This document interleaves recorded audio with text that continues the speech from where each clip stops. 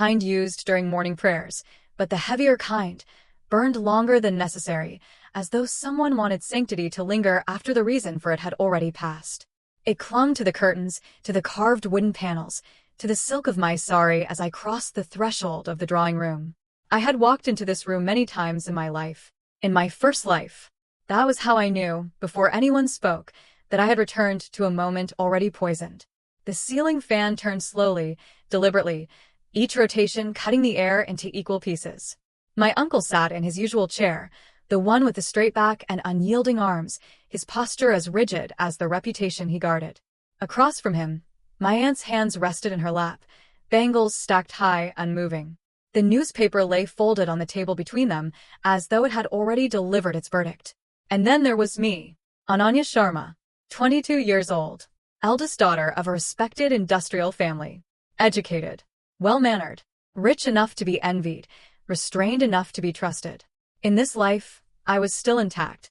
In the other one, this was the day I began to disappear. Ananya, my uncle said, carefully, as though my name itself might shatter if spoken too loudly. I stopped just inside the room. In my first life, I had smiled here. I had asked if something was wrong. I had believed that concern would invite honesty. This time, I simply waited. Sit, he said. I obeyed. The silk of the sofa was cool beneath my fingers. Somewhere deeper in the house, a servant adjusted a radio station, and for a moment an old song drifted in, a woman's voice singing about devotion, about patience rewarded. Then the sound faded. Silence returned. That silence was my confirmation. The accusation had not yet been spoken, but the decision had already been made.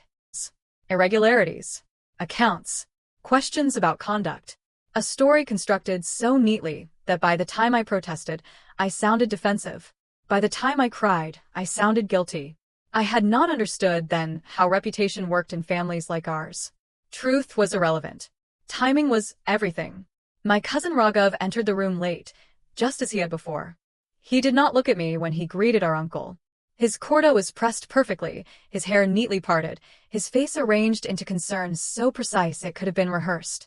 In my first life, I had trusted him most. That memory did not hurt anymore. It clarified. There have been concerns, my uncle said at last. He did not look at me when he spoke. He looked at the newspaper. Regarding the trust. Funds that were meant for community development. I inclined my head slightly. Not submissive. Attentive. My aunt's bangles chimed faintly as she adjusted her dupatta. It's unpleasant, she added softly, but unavoidable. I could hear what she did not say. A girl's name is fragile. Once stained, it cannot be washed. In the other life, I had spoken too quickly here. I had named figures, dates, reasons. I had trusted logic. Now I ask one question. Which trust? I said quietly. My uncle paused. Just for a fraction of a second, but enough. That pause was new. Raghav spoke instead. The Eastern District Fund, he said smoothly. The one you've been overseeing. I turned my gaze to him for the first time. He smiled. The same smile he had worn at family dinners. At weddings. At my engagement ceremony. The one that never came to pass in my previous life. I see, I said. Nothing more. Or outrage. Silence unsettled them. That night, alone in my room, I sat by the window and let memory finish unfolding. In my first life, the accusation grew quietly over weeks. Bank visits. Clarifications. Gentle warnings from relatives who loved me but loved stability more. Then the police complaint. Carefully timed, quietly filed. By the time my name appeared in print, the verdict was already social, if not legal. I never stood trial. I was removed instead from the house, from the family, from respectability itself. I remembered the weight of that removal. The rented room. The thin walls. The way neighbors looked at me when they thought I couldn't see. The way silence became heavier than noise. I remembered dying knowing that Raghav would inherit everything I had lost. And then I opened my eyes in this life, weeks earlier than my fall, with knowledge sharp enough to cut through fear. By morning, the servants knew something was wrong. They always did. Whispers moved faster than truth in houses like ours. I dressed carefully. Pale sari. Minimal jewelry. Respectable but not submissive. At breakfast, my father watched me over his tea. He was quieter in this life than I remembered. More tired. Less certain. Is there something you want to tell me? He asked. I met his gaze steadily. No, I said. But there is much I want to listen to. He frowned slightly, unsettled. Good. In 1970s India, a woman accused was expected to explain herself endlessly. I would not. I would let them speak. And when they did, I would remember every word. This, I learned again, was how reputations were dismantled in families like ours, not with shouting or confrontation, but with small, unmistakable changes. Doors that closed more quickly. Conversations that paused when I entered. Invitations that were delayed, then forgotten. I allowed all of it. In my first life, I had tried to restore normalcy. I had laughed louder, spoken more, appeared eager to reassure everyone that I was unchanged. That effort had only confirmed their suspicion that I had something to hide. This time, I moved as though nothing had been taken from me yet. I attended the women's committee meeting at the temple on Wednesday, arriving precisely on time. I contributed to the discussion about funding repairs to the courtyard, my voice calm, my suggestions practical. When one woman hesitated before handing me the ledger, I accepted it without comment, as though her doubt were inconsequential. By evening, that hesitation would trouble her more than it troubled me. At dinner, my uncle raised the subject again, indirectly, of course. He spoke of the importance of transparency, of how even the most respected families were vulnerable to misunderstanding. I listened. I nodded. I did not defend myself. Raghav watched me carefully now. His confidence had not faded, but it had acquired a sharp edge. He was waiting for me to crack, to plead privately, to argue publicly, to do anything that would require him to respond. I gave him nothing. Instead, I asked questions, never about myself.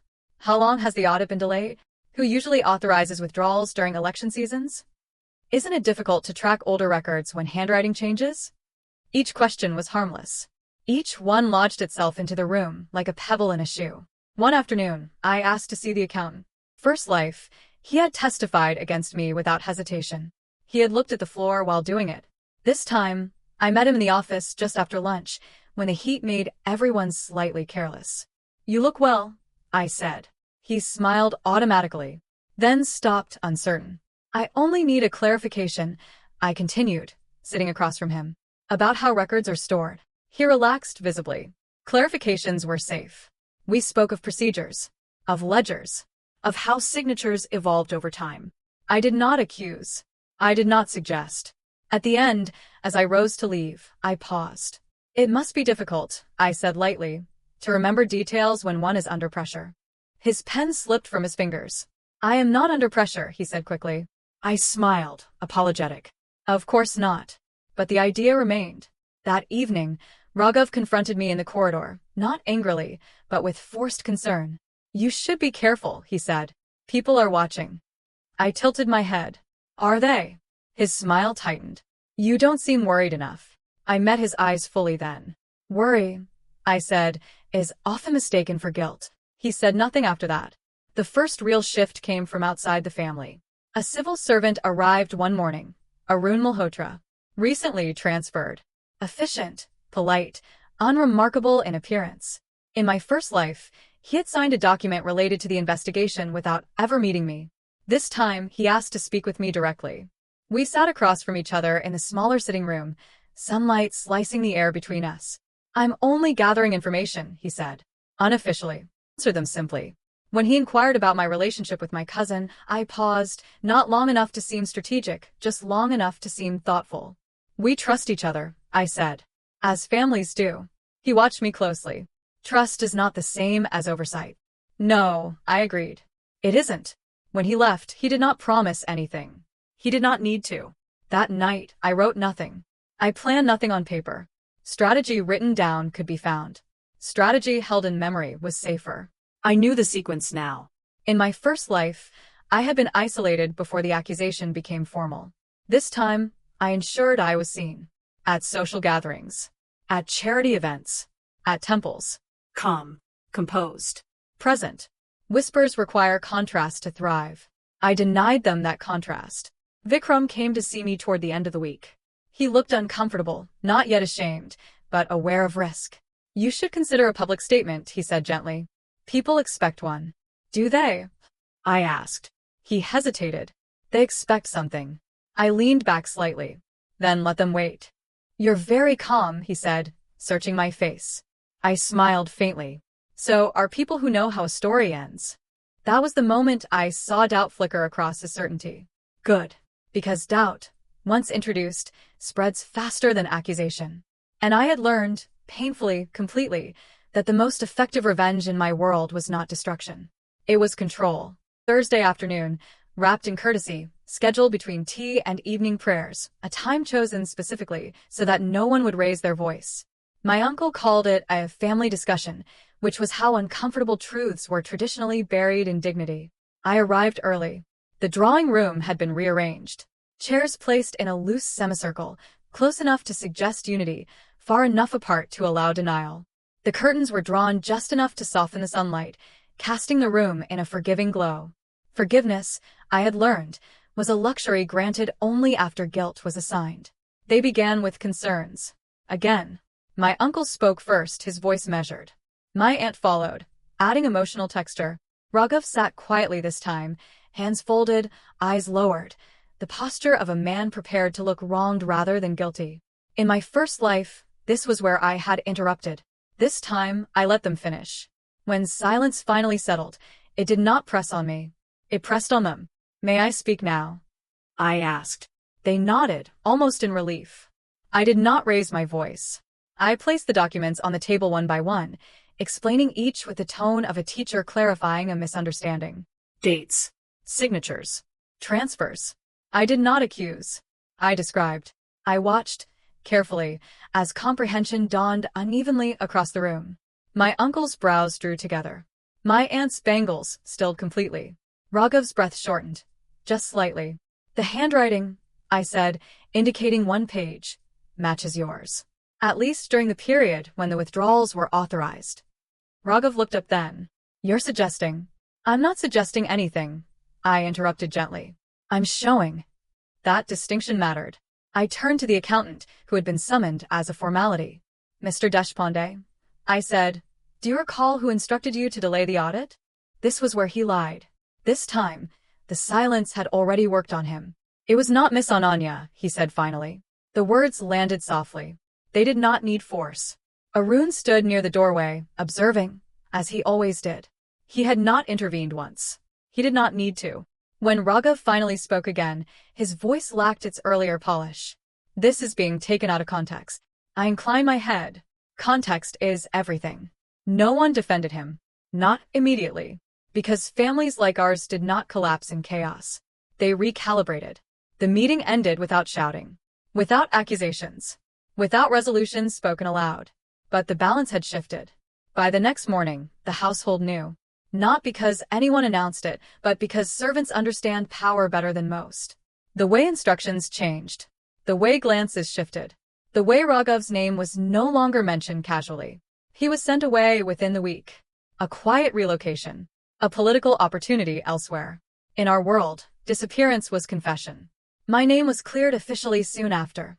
A brief notice, modestly placed, easily missed by those not looking for it. That was enough. Vikram came once more. I misjudged you, he said. I should have trusted you. I looked at him steadily. You trusted me when it was convenient. He did not argue. Arun did not come immediately after. He waited. Until one evening, when the house had settled back into its old rhythms, altered but intact, he asked if I would walk with him on the terrace. The city stretched beneath us. Radios. Scooters. Lives moving forward without regard for mine. Which, I realized, was the greatest freedom of all. You never asked me to help, he said quietly. I didn't need help, I replied. I needed clarity. He smiled then, not admiringly, but with recognition. You knew exactly when to speak. And when not to, I added. So without urgency, without expectation. I let him take it. Love, I had learned, was not rescue. It was choice made without fear.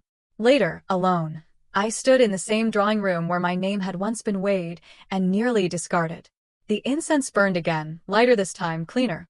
The door closed behind me with a quiet, final sound. Not a slam. Not a warning. A seal. And for the first time, the silence did not threaten me. It belonged to me.